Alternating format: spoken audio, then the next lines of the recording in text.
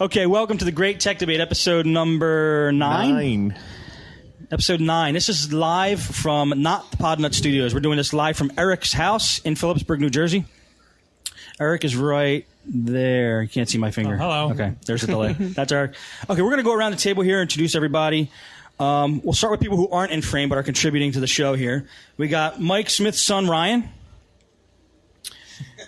You have to lean over and We see him. we see a hand. Yeah. There he is. And Rocker. You can get in frame now. Hola. There's Rocker. We got Jim on the end. Bob here on the far mic. Hello, everybody. How you doing? Eric, who is right there. Hello. Who was actually a very awesome, gracious host today. Yes. He set this all up. He Thank arranged you. the Podnutz party, which I hope to do once a year, every year. That would be great. Yeah. If we could do that. So Eric's going to pay the bill for every time we do that. And no matter where we do it. Here. And you guys know Mike Smith in Philly's jersey here from the Mike Tech Show at MikeTechShow.com. Hello. And that's Steve D'Amico in the back there just kind of sneaking around and watching what we're doing. Actually, everybody who's around the table, even if there's not a mic in front of them, Contribute and jump up to the mic. Can contribute, jump up to the mic if you want to be part of the Great Tech Debate. We'll just, this is like freestyle here, so. Except for Ryan. Ryan's banned. All right. Okay, well, who actually has a debate topic they'd like to start off with? Why don't you go first? Okay, I will. Now you're challenging me because he thinks I don't have a topic, but I do.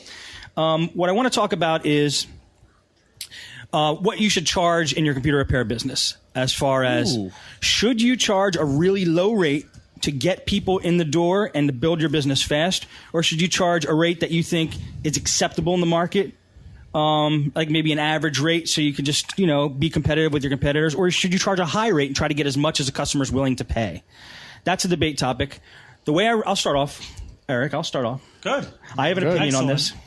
The way I ran my shop, and I have some news to say a little bit later in the show. We're not going to talk about that right now. Okay. The way I do it in my shop is, I was basically $79 per job. So if they came in and they said, Steve, I have a virus, $79. If they came in and said, my computer blue screens, $79. If they, whatever it was, it's $79 unless they needed parts. If they had a bad hard drive, I would charge them for the hard drive and I'd mark it up a little bit. Now, $79 is a really low rate, I'm gathering just from talking to my competitors and everybody here, to charge. But what I found is I like that approach, probably the best approach if you're starting a business, because when you have a low rate and you deliver good service, that the customer always leaves happy with a smile on their face. They tell their friends about you. They say he's great. The price is way less than the Geek Squad, whatever they say. And you get a lot more customers in. So you're working with volume at that point. It's a great way to build your business. That's the way I did it, and that's what works for me. So I like charging a low rate, even though it's not the norm in the industry right now. Who else has anything to say about this? I'll jump in.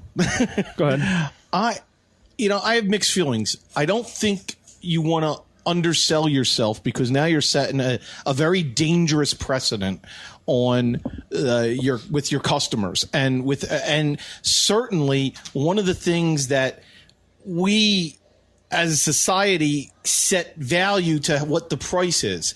And if something's too cheap, then we think, well, why is it too cheap? There must be something wrong.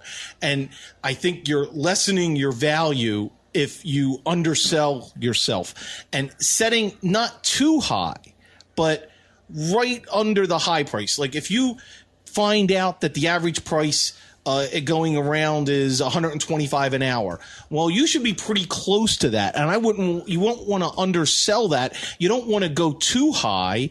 You don't want to price yourself out to where no one's going to hire you.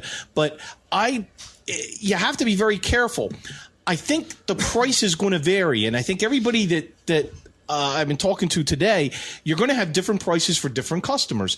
The home client that I'll walk into to do antivirus or fix their computer, the price is going to be a lot less than the law firm that has multiple servers that I walk into in Center City, Philadelphia, that requires $20 to park just to get down there, they certainly warrant being charged more, and they're going to take 2 months to pay me. So you got to build that in there. So certainly that's a little bit different. So you Let's can talk about set it at a different shop. prices. Let's So talk about it at a shop. At a shop. Now, you said it lessens your value, but if the customer comes in, pays the $79 and gets great service, then it didn't lessen your value. I mean, they know that they got more than what they paid for a certain thing, and they got more than they expected. Now, if you give a customer more than what they expect, in any business, your business is going to take off. I agree with that. But you could have charged $100 and still given them more than what they expected and made $20 more.